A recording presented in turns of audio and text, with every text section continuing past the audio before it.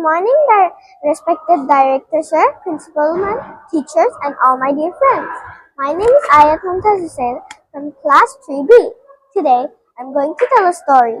The story name is Diwali is not fully good or fully bad. The interesting part of the story is that it is written by me. So if there's any mistake, please forgive me. So let's start. It was the time of Diwali. Maya was looking at the sprinkling crackers. Just then, she asked her father, "Father, can you please bring some crackers from that shop, please?" Father said, "Yes, of course." Father brought some crackers. With the help of her parents, she fired some crackers.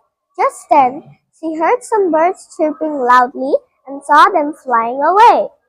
Then, she ran to her talking Myna bird, and asked, "Myna bird, why are the birds flying away?" Then Myna bird said, "They got afraid of the fire." Then Maya realized that she had done the wrong thing. Suddenly, she started to cry a little. Then she went to her father and mother and told them all about it. Then her father and mother suggested that they should apologize to Mother Earth.